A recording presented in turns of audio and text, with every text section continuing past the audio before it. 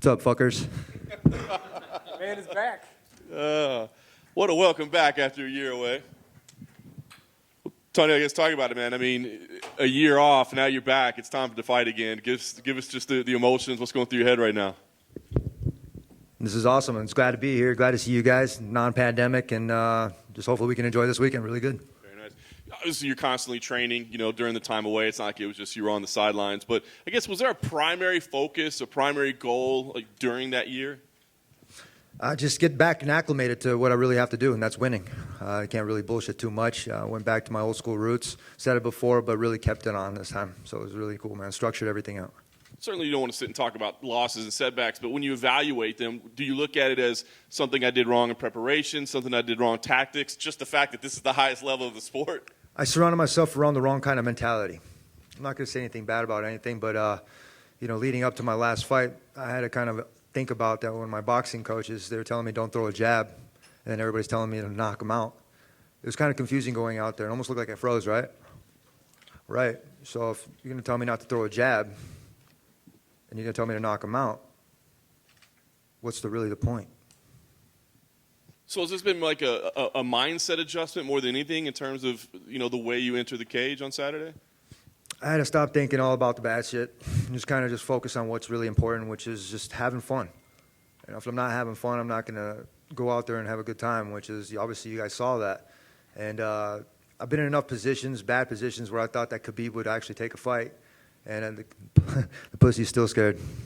So nothing to him, you know what I mean? But with Chandler, I've wanted this opportunity for a long time. I feel like he cut in line. It's not his fault. That's always on Dana. But, there's only so many times where you can fight for the interim belt as well. But I had to put all that beside me and be able to get back to my roots, which was having fun, smiling, and being able to enjoy this kind of stuff again. Yeah. You've always fought anybody, of course, but is it a little more exciting to fight the guy with Dana White privilege, right? I mean, you nailed it with him. I don't think that shit's very funny. No? You do, maybe. I thought that the moniker was good. I thought it was pretty enjoyable. I don't think it's very funny. So, everybody's looking at it and they're smiling, they're laughing at it, but nobody's saying shit. So, I'm the kid that's up here with Dana Brown privilege, I guess, or whatever the fuck you want to call it. I don't think it's very funny anymore. And neither do you guys. I don't think you guys should think that's very funny. So I'm taking this weekend very fucking seriously. So I'll kick this Dana White boy's ass. Chip on your shoulder then? Is this personal? No, nothing personal against Chandler, but I'm going to be real. I'm tired of the retaliation tactics from the company. Last thing for me, then, I guess for you, Tony, what is the meaning of this fight? Is it about proving something to anybody else or getting, what is the meaning of it other than just a fight? Bringing the fans some noise, man. I'm going to be real. I'm an entertainer. I go out there and entertain. So I'm a storyteller, too. So when I go out there, I like to tell that story so that way I can send the message that I got to everybody else in the world. And when they realize that who I speak for and who I am about, I think it hits home with a lot of people. And I think it can radiate with that. And, everything's about growth. So if it's not about growth, I don't want any part of it.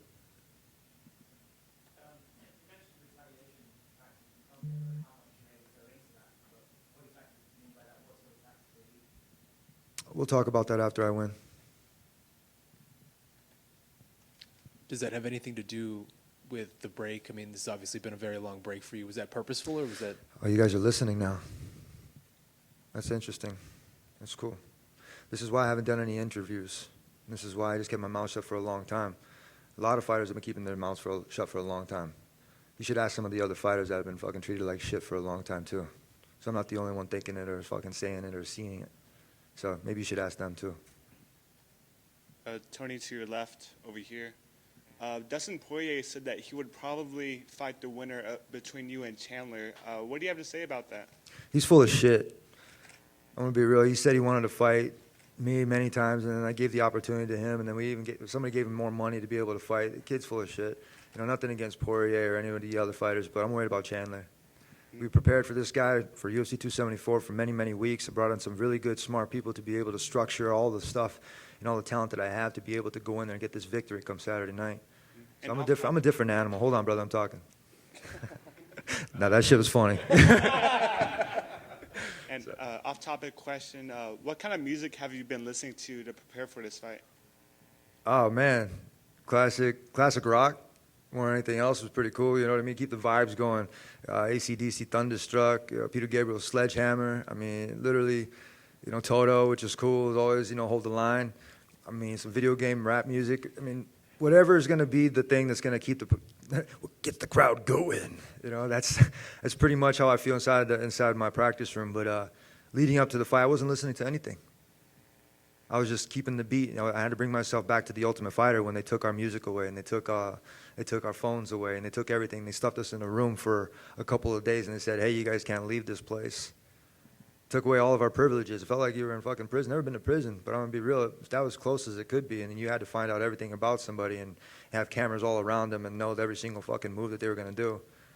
That's what the Ultimate Fighter's about. They want to know every fucking thing about you. They want to see how you're gonna react during certain situations. But I was handpicked by Dana White, and I won the Ultimate Fighter. I knocked everybody out at 170 pounds. And they've been making me cut weight. They made me feel like I was inadequate going up to 170 again. They made me feel like I could not do that. They made me feel like I had to lose weight over and over. They didn't care about how I feel. They don't care about how I was treating my body or how I was treating my mind. It's kind of fucked up, pretty much. If I wanted to go back a weight class because of my health, do you think they would care? I don't know. Maybe you should ask Dana. When you look at Mike, when you watch him on tape and you look at what Mike Chandler does, why is this a good matchup for you? Oh, man, he likes to go toe-to-toe. He wants to fight in the box. He likes to get hit once in a while. You know, it gets him riled up. He's a good puzzle, man. I'm going to be real, but I think he's looking past me. I mean, I don't talk to myself in the third person at all, and he kind of does, so we got to battle his ego first. You know, come past that ego, he's going to break. So, I mean, I'm not trying to pump myself up more than else than I have to because, you know, I already did that during strength and conditioning. My physique is different. My mental's different. My whole mindset is back to where it needs to be. It's a varsity mentality. When you say you think he's looking past you, what makes you say that? Like, what are you seeing?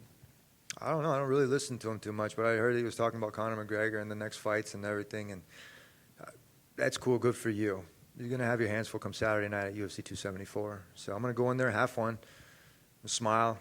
I'm going to throw some punches, throw some kicks and knees, put this kid in the clinch and put some hurt on him.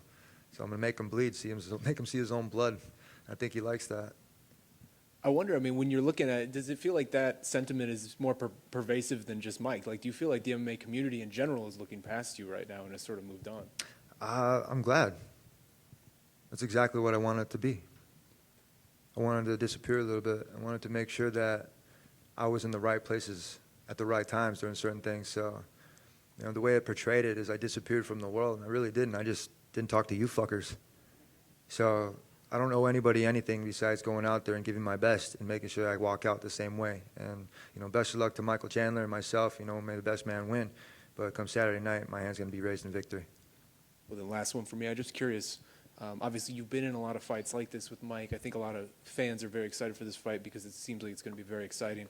I just wonder, can you describe to us or maybe somebody who hasn't been in there what it feels like to be in these sort of gut check, blood and guts type of fights like I think a lot of people expect this one might be? First you gotta go through fight week, and that's the best part. You show up, we're cutting weight, and then we have to do media, you know, and then we have to cut weight, and you have to do more media, and you have to do photo shoots. And then it builds up. It's kind of like when you're building a fire rocket or firecracker, you know what I mean? You're building it in layers, but you have to be very careful. And when you're doing that, when you're being really careful with it, there comes a time for celebration when you're able to light it and then making sure that it goes out right. So when you're doing stuff like that, you know, I really deal with fire techniques and stuff. You know, I have friends that do that. But it's dangerous. So if you're not being careful during fight week, you're not going to go out there and you're not going to have a good product on Saturday night. So come Saturday night, everything's going to go well, man. There's a lot of things going on in the world. So if we can bring a little bit of entertainment and a little bit of smiles to everything that's going on in the world, that's pretty cool, man. So if people like bloodshed, which is cool, but as long as nobody's fucking having, you know, too much of it, I guess that's a good thing. You know what I mean? But like I said, come Saturday night, everybody's fortunate that you have warriors going out there and doing their job. I think we're underpaid, personally. I'm going to be real. I'm not going to say it too much. You know, I mean, Dana said something the other day, and I put it on. It's on my phone. I think it was MMA Fighting actually reposted it, talking about how boxers are overpaid. I asked Dana to box. He said, "Fuck no." I'm like, "Why?" I wanted to go play. You know, I want to go play baseball. I want to go do other pro sports. I'm an athlete. I grew up playing different different sports at a very high level. We're in a state championship football ring right here. We were 27-1. You know, I come from Grand Valley State University as a wrestler. I want to go do, pro wrestling. You know, I got Brock, Uncle Brock, that's right there watching me. I want to go do all these couple things, but then I have this guy right here acting like a fucking drug dealer telling me I can't go and do this shit. I want to go make more money for my family. You know, I'm watching Embedded, and I see what Brian T. City, and I see his agent up there, and he's like, oh, and he was funny because he made a joke where he was like, oh, you're making money now. And he talked about his agent, and he's like, where you getting your money? There's too many levels of things right here where I got pissed off at, and I had to kind of put that besides me. You know, you make your money by winning. You make your money by showing up, winning, and having good performances. Right now, I guess we're getting paid crypto, I guess, huh? You know, they're following everybody's suit. They're kind of waiting for everybody to speak up. They're waiting for everything else like that. I'm waiting for insurance. I've been competing in this sport for a long time. I took a bad fall at Fox. They took my title from me. You know, I don't even have to go into the Miller-Ayala Act, where an agent is not supposed to be competing in the same sport as you. But you guys know what I'm talking about, right? So, I mean, when it comes down to that, and then I'm going to get stripped of my title because I fucking took a bad fall in an accident, I should have sued. But what I did is I felt good for my company. I wanted to be the man. I wanted to make sure that everybody knew that I fucking could do this stuff without anybody else's help. So that's a little bit of a chip on my shoulder, you know what I mean? To kind of keep coming here and smiling and being used to be on a poster and to have that high value. When I saw that UFC didn't think my value was that high, I had to increase it in other ways, which was through social media. And through social media, I did it really organic, didn't pay for anything. I went through there and I had fun and showed my plants, and overnight I made 1 million followers. And even overnight again made like another 2. Then I stopped. I stopped caring about it because I was just like, you know what, why am I doing all of this? It's not going to do anything for me. But then I realized I was getting these emails from these people from all over the world saying that I saved their life, that they didn't want to kill themselves, that they found themselves in bad territories, that they didn't. And I'm not the only one. I guarantee you there's a lot of fighters that get these emails. But it's incredible. And so all those guys that are out there watching and listening, and you kind of hear me getting pissed off all the time, it's cool, it's fun, I'm all right, okay, we're going to be okay. You know, it's okay to get mad once in a while, but you have to channel that shit in the right way. When you channel in the right way, good things happen. You win championships. You go out there and you have victories, and then you end up building your fan base.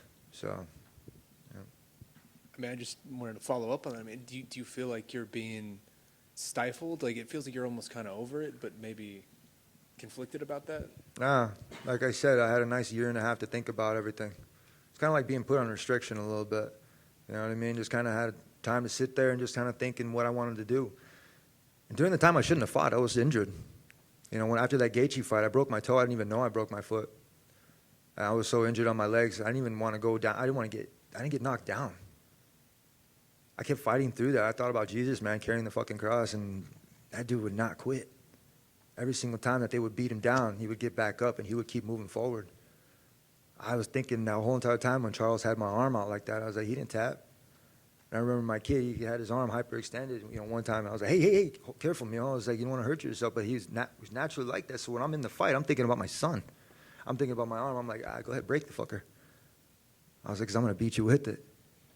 And in the third fight with Dariush, it was the same way. These were all tests and mental battles that I went through because I wasn't ready to win yet. I wasn't ready to have that championship belt. I wasn't mentally there yet. I redid my house, and I had to build another spot so I could think of things that I wanted to do and accomplish. You know, in high school, there was these guys at All State on the wall, and I was like, I walked through there, and I'm like, man, I want to be one of those guys. Do that, All State, win state, get to college. Hey, get called in, and I see these names on the wall for national champions, All-American. I want to do that. That looks really cool. I go do that. 2-time All-American national champ. Captain of a 2-time national championship team. And I was like, okay, what's the next step? Go to the UFC. They built a Performance Institute. They built that. They saw that we needed something like that, which is great. Then they put the things up on the wall that said Hall of Fame. I said I wanted to do that. What did I do? Still not in the Hall of Fame yet, but I'm meriting my credentials, right? I think I'm pretty much in there. So I had to kind of think again. And I was like, I got a belt, an interim belt.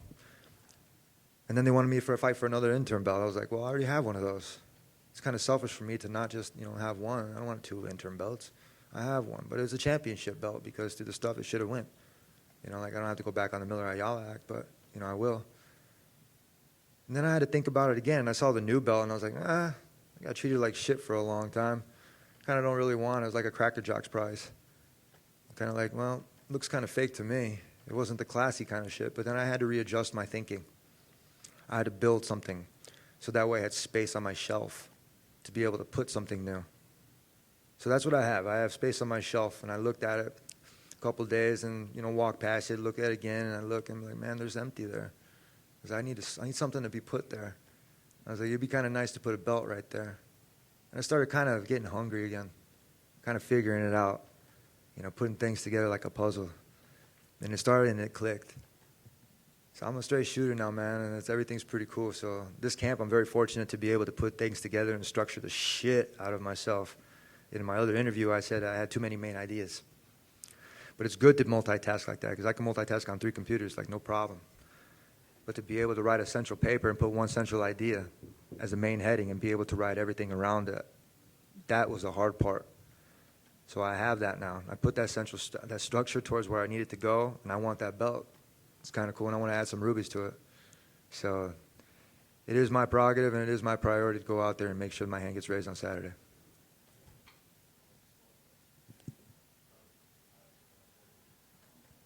All this said, is this where you want to be long term? Absolutely. Yeah, for sure. I'm not sure, you know what I mean? They wanted to extend my contract after this one. They sent me like an extension on my contract, and they signed it. They didn't even know that they sent it to me. I was kind of like, why are you guys making me feel like shit? I was like, I've always been for the company. You know what I mean? I've always done everything. Let me go back to when I was injured. I took the Oliveira fight short notice. I did that because I was like, you know what, they need somebody. I was like, it's kind of cool. The kid's got a lot of talent. I was like, you know, he deserves a shot. I was like, fuck it. I'm going to go out there. I'm going to do what I got to do. We practiced zero jiu-jitsu. Zero jiu-jitsu. But when Joe Rogan was talking, it looked like I didn't know what the fuck I was doing, yet I was more active on the bottom than Dustin Poirier, and I didn't hear one fucking word talk about how bad his jiu-jitsu was. So I'm going to be real. Like I said, I had to go back and I had to watch my fight films without the commentary. Because people listen, they're like sheep. I'm going to be real with you. Sometimes, I'm going to be real, the commentators are talking to them like they don't know what the fuck they're talking about. And they're making guys like me sound like I'm an idiot, for one, and 2, that I'm out there and I don't know what the fuck I'm doing. So I had to kind of take that, and I'm going to be real, like I said.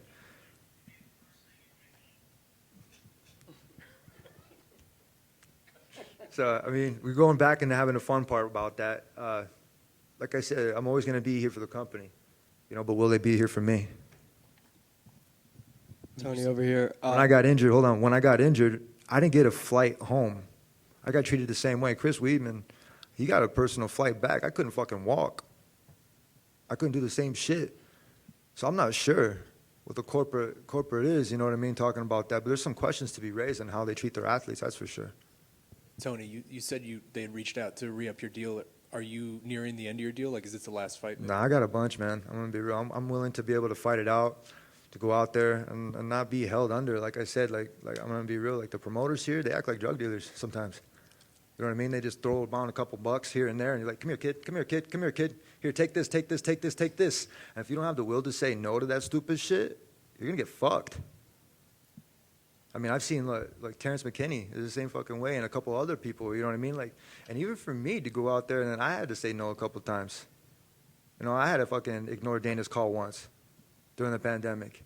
I'm chilling, man. I'm skateboarding. Why? Because you know what? You didn't answer my phone call. It's not going to be about that, because I'm having fun. I'm doing something for myself, which is cool. And it took a long time to be able to think about myself like that, because the company, for a long time, they treated me like shit. You know, and that's a lot of underlying stuff. You know what I mean? So, you know, you talk about event ops, you know, they're trying to, you know, come out here and search for me to sign my fucking contract. And I'm like, you guys are sweating bullets, huh? Well, that's how you guys make me feel sometimes. So, it's not fair. Tony over here. You mentioned going back to your roots and Grand Valley State. You recently brought your former wrestling coach, Dave Mills, back into the mix. What prompted you to start training under Mills again? I've always trained under Mills, just nobody knew about it. Yeah. So, I mean, he's always been one of those great mentors for me. Gave me the chance and the opportunity. Funny story, really quick. As I go out there and I'm bartending, my buddy calls me up. He's like, Tony, we need your help. I'm like, what are you talking about? He's like, we got a guy named Gitch. He's preparing for a 4-time national championship. We'd like you to come in and practice. Dude, I've been smoking cigars, eating hoagies, and drinking. I don't care, Tony. Just come in here. Come here. All right. I'm like, fuck, man. I've been to Grand Valley and I partied a couple of times. Never been there to compete. I show up.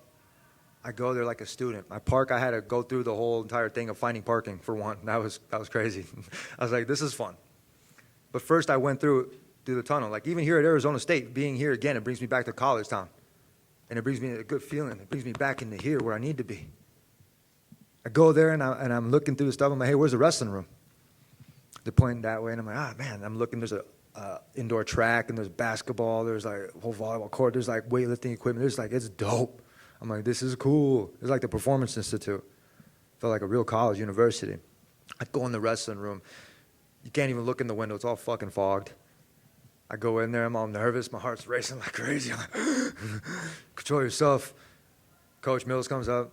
My buddy Dustin comes up. Same thing. He introduced me to the team really quick. I get ready, and there's Gitch over there with his fucking hand getting taped.